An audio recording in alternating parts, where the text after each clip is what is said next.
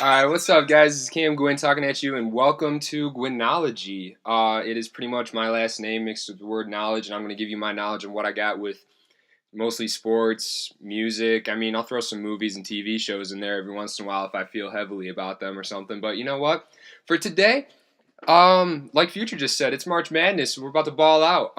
Let's just talk about it. So I, obviously, as most of you who will listen know me, I'm from Michigan, and I love Michigan, and I love Michigan State. So let's just start and look at where MSU is sitting. MSU is sitting at a pretty number 3 seed in the Midwest, and to be honest, the Midwest looks like it could be the hardest one to get out of, or the hardest side of the bracket, I should say, because they got Kansas, Seton Hall's a good team, North Carolina State's a good team, Clemson another good team, Auburn, TCU, I mean MSU of course, Rhode Island who's been good, Oklahoma, I mean Trae Young, we'll see how that goes. And then Duke, that's the big one right there in my opinion is Duke, because even if Michigan, I mean I'm going to assume Michigan State beats Bucknell and then they go on, but then they have TCU more than likely, and I'd say they go past TCU, no problem. But then big glaring opponent right there waiting for them more than likely is going to be Duke.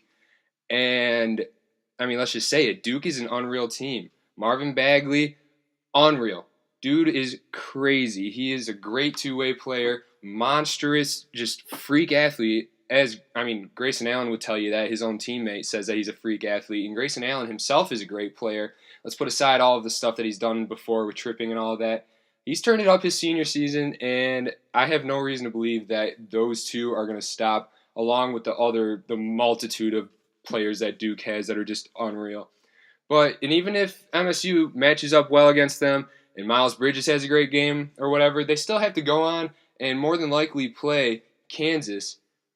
But I don't know. Kansas is a great team. I don't know if they can get past them, but honestly, I got MSU losing in the Sweet 16 to Duke. No hard feelings, MSU, but Duke's just unreal this year. So let's go over to Michigan then. They also got the 3 seed, but over in the west side of the bracket. And they're playing Montana first. Yeah, breeze, sorry. And then after that, they either got Houston or San Diego State. I have a gut feeling that San Diego State's going to pull out a win because that's what my gut says. But either way, even if it is Houston or San Diego State, I feel like it's still a good matchup for Michigan. They could beat one of those two teams as long as, and I'm saying this, as long as they play as well as they have been playing. When they played against Purdue, they played awesome. When they played against MSU, they also played awesome. But what was the big thing that helped them? Free throws, which is also their biggest problem. So if they can't keep their free throws going how they have been, I don't know. I don't know where they're going to stop. They'll either lose to San Diego State or Houston, in my opinion, if they can't make their free throws, or if they are cold behind the three-point line too. That's another thing. If they are cold, they're like pretty much almost any good NBA team right now. Golden State, Houston, whatever. If they can't shoot behind the 3, which doesn't happen to either of those teams often, so terrible examples, I apologize. But if they can't shoot from behind the 3-point arc, they're just not going to win. That's how it works. But like MSU, I do have them going to the Sweet 16, but I have them losing also to North Carolina because that'll be too much for Michigan. I don't think they'll be able to pull it out against North Carolina. North Carolina has been great. Joel Berry has been an awesome leader for this team, and they're experienced. They won the national title last year. Yeah, how are you going to root against North Carolina against Michigan? I'm sorry, but go blue still. I love Michigan. So let's just get a brief overview then of what we're looking at. We got Virginia, Villanova, and Xavier, and like I said, Kansas, all sitting at the number 1 seeds. I don't have anything really to argue with those at all. North Carolina, Duke, And then we got Cincinnati and Purdue sitting at the 2 seeds. Purdue, stellar year, big threat to anybody that they're going to play over there in the East bracket. But this is what I'm going to say about the East bracket, though. This is also another interesting bracket because you got Villanova, you got Alabama, who's pretty hot right now with Sexton, and Press Virginia, who, I mean, I don't know what team is going to be able to handle this press, to be honest. Villanova probably will give them the best shot that they have, but for West Virginia, I'm thinking that they're just going to go all the way up to Purdue, and I don't know if Purdue will be able to handle that press also. Villanova is going to be a tough matchup for West Virginia, but in my opinion, I think West Virginia gets to the Final Four just because of that press. I think they're going to be able to wear down teams, make it harder for them to make the clutch shots towards the end of the game because they're going to be so tired from having to run out of that press all the time. So, shout out to West Virginia for the season they've had. I think they're going to go to the Final Four. And then if we look over at the south side, Virginia, Arizona, Miami, Texas is a weird one, but Texas can give any team fits, to be honest. Let's just put that out there. But Ayton is an amazing player from Arizona, and I don't know. He's been turning it up lately. He's been just the most demanding player on both sides of the court. So I got to give it to Arizona. I think that they're going to make it out of the south side and get to the Final Four as well. And with the West, I already told you how I feel about what's going to happen to Michigan and North Carolina. I think North Carolina is just going to jump right back to where they were into the Final Four, and they'll be matched up against Arizona. And then I got Duke making it out of the Midwest and going up against Press Virginia. But if I had to give you my most honest opinion on what I think the tournament's going to look like towards the end, I'm going to have to go with Duke. Just with Grayson Allen being a good leader lately. He's been playing great basketball. Marvin Bagley, again, an amazing player, freak athlete, lottery pick. Both of those players are going to be good NBA players. Let's not get anything twisted about that at all. But I gotta give it to Duke. I'm thinking it's gonna be a North Carolina, I should say, rivalry matchup again for the 4th matchup between these two powerhouse clubs or squads or schools, whatever you want to call them. But that's how it's going to end up, I believe. I'm going to say it. North Carolina matchup. The rivalry will continue. One of the best rivalries in all of sports. I don't even care. So now that we got that out of the way, I talked about March. I gave you what kind of my bracket's going to shape up like. We'll probably go through all the games and stuff like that as it comes on because this is the greatest time of the year for sports fans. I mean, you have to love March Madness. If you don't, there's got to be something wrong with you. If your heart isn't racing while you're watching some of these games, check your pulse because some crazy stuff's going to happen. I can't even tell you all the upsets that are going to go on, if any, who knows. But let's move on to music, some of the stuff that is going to be in these players' headphones as they get ready to play in these games.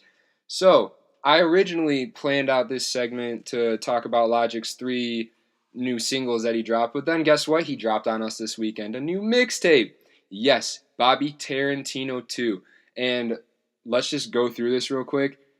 It's amazing. There's no and, if, or buts about it. Every song turns up, and I don't know how he does it. Manages to put a whole mixtape out of an album, essentially. It's got 13 tracks on it. Well, technically 12 because we start out with Rick and Morty telling us that they're about to turn up to some Bobby Tarantino and that they can't handle the album at the moment because they just want some turn-up music.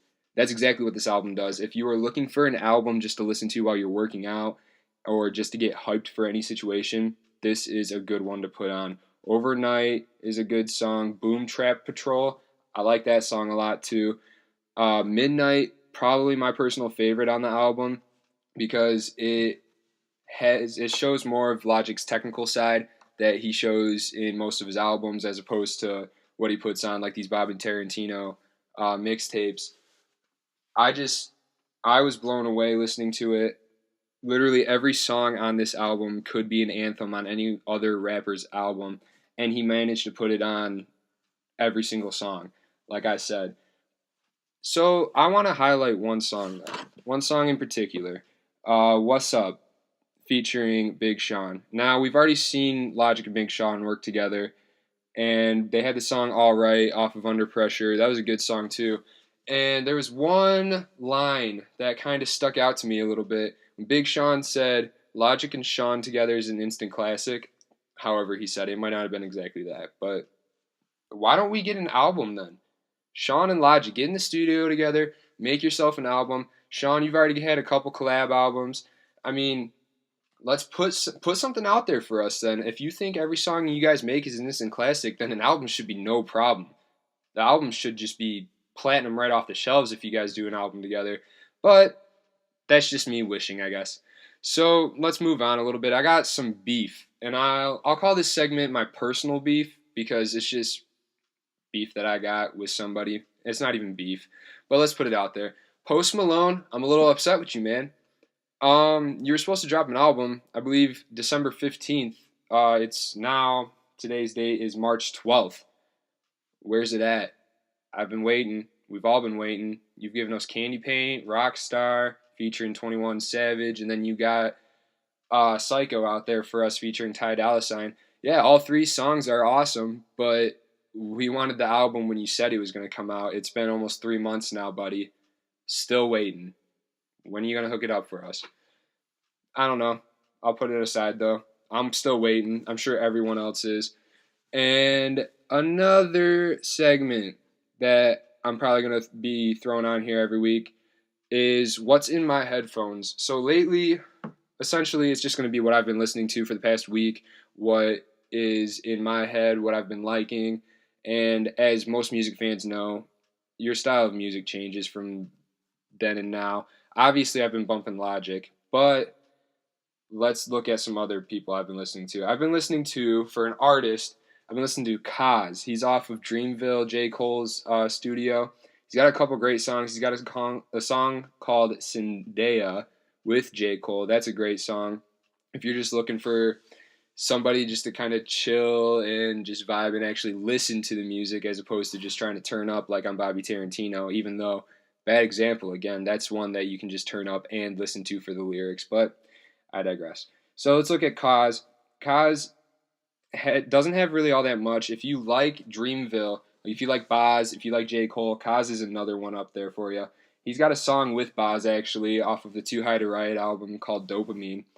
And he's got another song off of one of his own albums called Knock the Hustle. That song also has J. Cole in it. But like I said, this is a young rapper that's probably going to be on the come up lately. It's someone that I believe personally that can be a big artist in the game. He's got the lyrical intelligence, he's got the steady flow, and his beats are all good. I'm not even gonna lie about that. Most everyone on Dreamville beats, they're all good. Bas, Cole, I mean, name someone that doesn't have a good beat behind them off of that. But whatever. Let's go. And an album I've been listening to lately, and it's not even lately. I've been listening to this album since I'd have to say since it dropped. But Khalid, obviously we all love Khalid, right? The album American Teen, it's a masterpiece. I don't know how else to put it.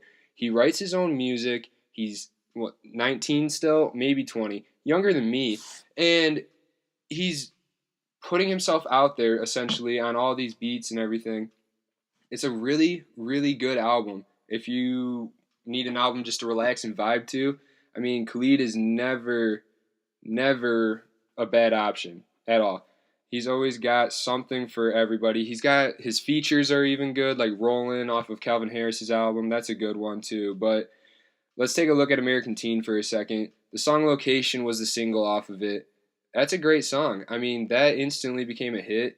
But you got Young, Dumb, and Broke also. You got all kinds of great songs off of this album. And I'm not sure how he wrote all this music on his own, to be honest, because it's all so relatable. 18, Coaster, Another Sad Love Song. These are all great songs, and let's be honest, if you're going through hard times too, like a heartbreak or something like that, yeah, Khalid's always a good option. And even if you're not going through a hard time, heartbreak, whatever, you just want to chill out and just listen to some good singing, good music, hit up Khalid. Always a good one. So, now I'm going to give you a song that I've been listening to lately. all the time, actually. Bryson Tiller is always a go-to for me, album-wise. Just he's a good singer, got a good soulful voice, and he also can rap. What else do you want in a guy like that? I don't know. But the song "Sorry Not Sorry," I don't know. Really like that song right now. Can't give you an explanation why. That's about all I got for you guys today. We talked about March Madness. We talked about my beef with Post Malone, Logic's album, what I'm listening to essentially. But before I go, I would like to give a shout out and a big thank you to my little sister Rachel. She helped me put together this background. She was the one who put the artistic ability together, kind of helped me mold what I wanted it to be, I guess. She gave me a couple sketches, said, "How do you like them?" And we kind of collabed and made our own little thing. But she made it possible. She made it look the way it does, and it looks great. Thank you, Rachel, so much. Love you, sis. And before I go, I got one last thing I'd like to say. I got a buddy from Chicago, young rapper. His name's Cassius Tay. Really, really, really good rapper. And I think he's going to make a splash in the game at some point. I'm going to give you a listen to his song before we go called Hate Me Now. Thank you guys for listening, and make sure that you keep up with what's going on. Subscribe to get yourself notified when I put out other stuff. And just keep listening. Thank you guys. Cam Gwynn talking at you still. Drop it on a dime for him. Can't turn up and can't party hoes to this my way. I ain't party low. I can give a fuck about when niggas tryna go. They gon' hate me. Hey man, y'all gotta stop that motherfucking hate, dog. Cause I won't stop now. Well, I'm coming to see you. They gon' hate me. Gotta let that hurt go, dog. Cause I won't stop now. They gon' hate me. They gon' hate me. You gotta stop hating, dog. Think that I ain't gon'. Cause they want the things that I ain't want. They gon' hate me. Swear to God, man. If it's one thing that I ain't gon' say. Cause they want the things that I ain't want. I know real niggas gon' this. The rest of y'all, though, fucking jokes. Man concerned, who I'm dating like a spoke. Seen it coming before it happened. Always happen to the best, man. Since ninth grade, a bit fresh, man. It's always trying to test, man. Eating up in the damn autumn, get shower hoes, get another summer. Daily life. I've been really